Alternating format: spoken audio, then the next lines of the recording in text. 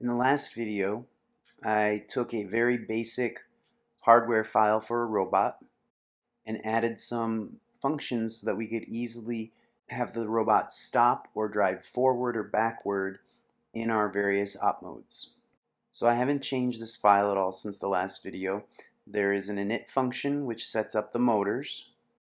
There is a stop driving function, and then there is a drive straight function. And the challenge was to write your own function to be reused in your op modes to help you turn. Now there are many ways to write your own turning function. I'm going to start off with a very simple function based on turning for a certain amount of time. After this, for more precision, you could make a fancier function that could incorporate sensors that would help you turn very precise angles. But for now, my turn function is going to be very simple, and it's going to be very similar to the drive straight function. So I'm going to copy the drive straight function and paste it so that the turn function is identical to the drive function. Now this isn't going to turn, it's going to drive straight because the power provided to all the motors is the same. They're all going to move in the same direction with the same amount of power. To turn efficiently, I want my motors to move in opposite directions.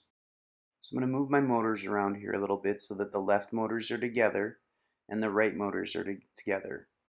When this was a function for driving straight, positive powers took you forward, negative powers took you backwards. In this turning function, a positive number will have you turn clockwise, and a negative number will have you turn counterclockwise or left. It might help to think about a tank. To turn to the right, you need your left side wheels to go forward and your right side wheels to go back. So that's why we're going to put a negative sign in front of the power variable for the right side motors. Now that obviously works if the power is a positive number. The left side will go forward and the right side power will become negative. It's still going to work if you want to turn left because you will give this function a negative number. That'll make the left side motors go backwards, and the negative times the negative power that you provide will become positive, and the right side motors will go forward. And that's all the changes we need to turn these straight instructions into a turning set of instructions, because this remaining code is about tracking the amount of time that we are going to turn, and that doesn't change at all. So now we can go into our op mode and start using the turn function to make our robot turn.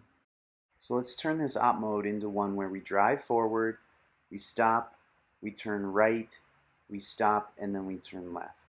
So we're going to take our robot, we're going to call the turn function, and we need to provide the same parameters that we did to the straight function. First, a power. So let's say I give it a power of 1 and it's positive, so that's why it's going to turn to the right.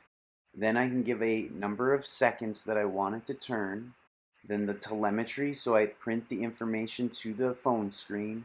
And then finally the this variable for the linear op mode, because that is how we can track if the op mode is still active.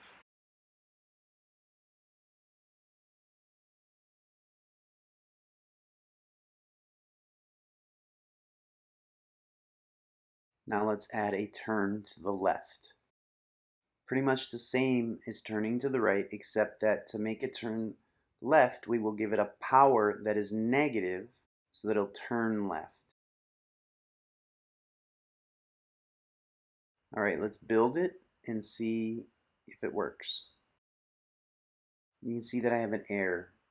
It tells you the file and the line. It says line 37, and it doesn't like the fact that we are converting from a double to a float. So that 3.5 is a decimal, it's a double, and instead of using the data type float, they want us to use the data type double. So I'm going to change that in both my drive straight and my turning functions and use double, which means decimal. Alright, so now that I've changed my functions to take the seconds and double, and then I should be able to build it now.